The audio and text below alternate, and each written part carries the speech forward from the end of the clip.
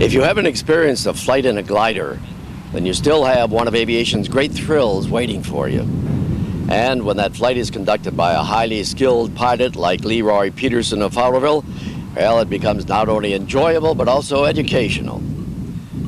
We'll continue that flight in a moment, but first let's meet Leroy at his rural Fowlerville home, where he has his own 3,500-foot grass runway on which to operate his Grob-powered glider and another aircraft that he owns. Leroy, we're going to do the story on powered gliders, and we are in your hangar here, but this doesn't look like a powered glider. I don't see any engine. Well, okay, that's very simple. The engine is stored behind the canopy here. Back over there? Back in there. There's a couple clam doors that cover that up. So, being computer controlled by merely pulling a little handle here, voila, we have an engine. With a propeller on it. With a propeller on it, exactly. Okay, but that prop is straight up and you bring it down. What happens if the prop doesn't stop in a vertical position? Well, okay, I can take the propeller here and take it out of vertical, and if I was up flying and I decided I wanted to store the propeller, I can illustrate the safeguards here. That's as far as it'll go. So there's some sort of a computer mechanism? That's correct. Computer actually looks and says, whoops, it's not ready. Yeah, there's a bunch of circuit breakers and sensors that says the propeller is not vertical, we're not going to let you store it.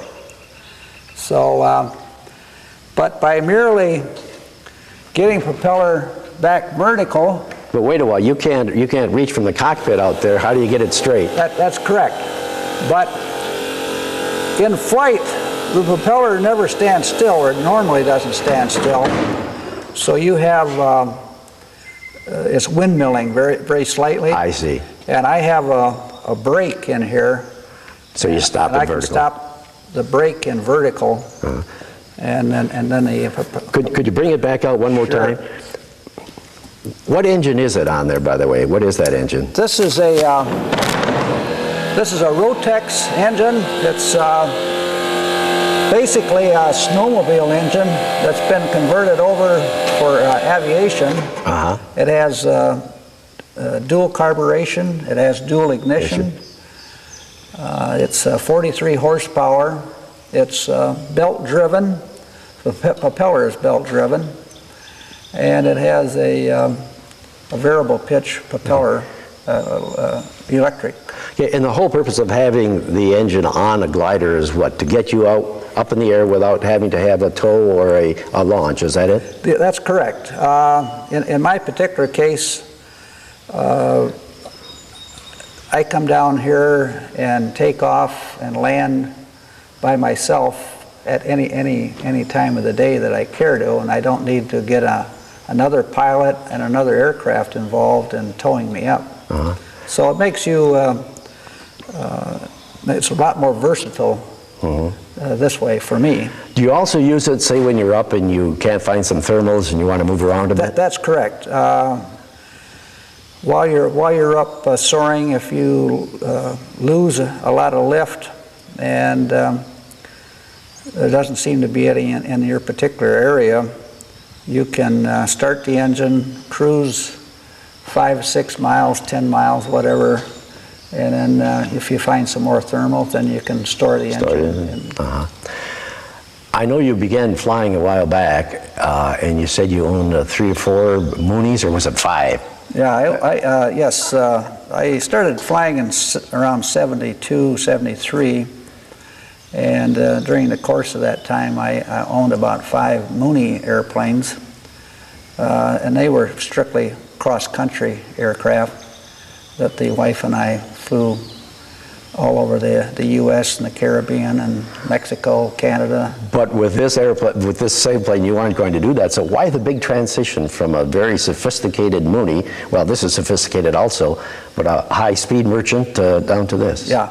Well, this is just as challenging as flying to the Caribbean in a Mooney. Probably more so. Yeah, when you're up with this, and you, what you do is you come up with tasks. You take off on a nice day, and you say, well, I'm going to soar to Houghton Lake and back. Oh.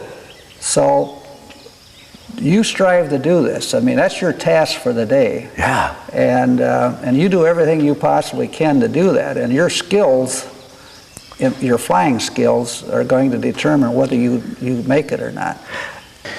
Okay, Leroy, a lot of this looks rather conventional in a way, and yet I see strange instruments in here. I guess, whoops, you'll have to point them out to us. And yeah, okay. Well, this has a lot of the normal instruments.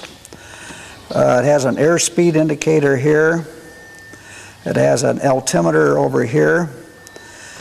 And we have a G meter in here to tell us the amount of G forces that we're pulling.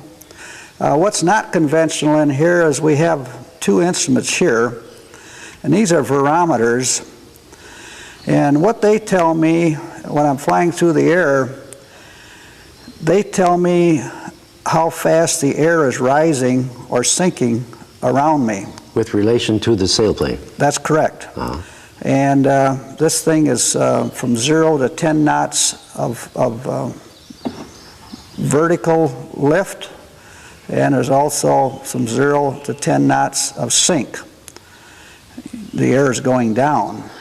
And if you're in sink, you want to get out of it very fastly because you're coming down. The sink is taking you down. And when you're in rising, what you do usually is you fly fast in sink to get out of it, and then you fly very slow in lift. So you stay in the lift longer. So that's correct. So you rise in the lift. Over here we have a brake, and this brake works on the ground and in the air. It works on the ground like a regular brake would work, and then in the air it works like this. And we can control the speed or descent of the aircraft by rising or lowering the brake.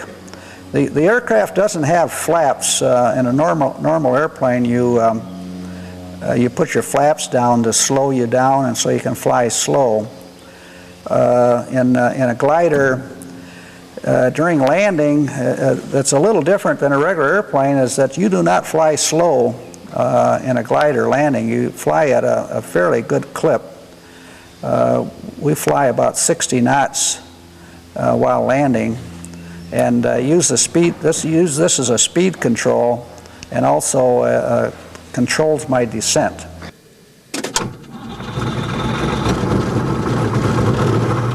Well, explanation's over. It was time to fly.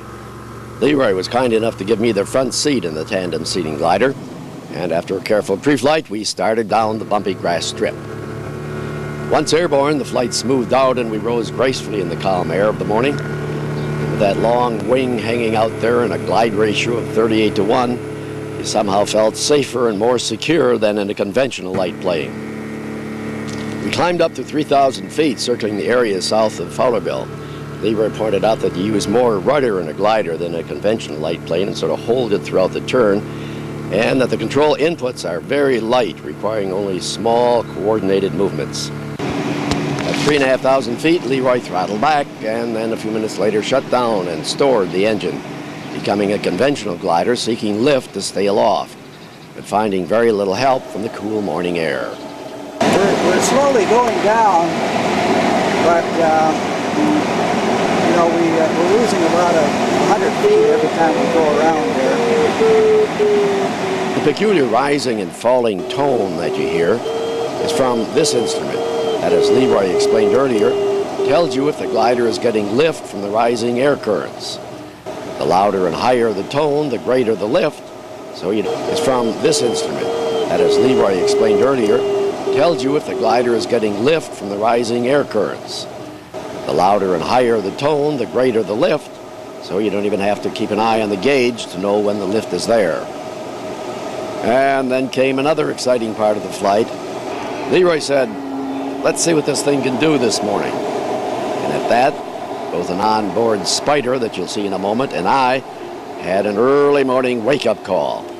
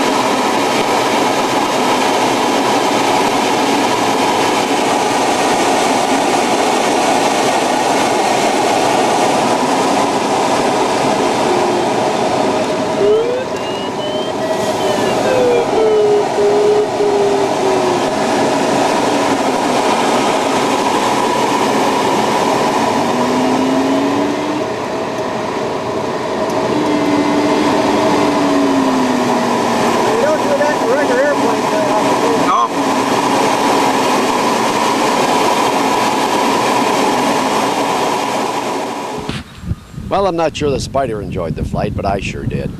And our thanks to Leroy Peterson for an enjoyable flying lesson in a glider.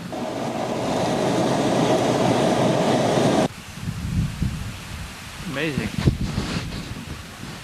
Tear the wing off.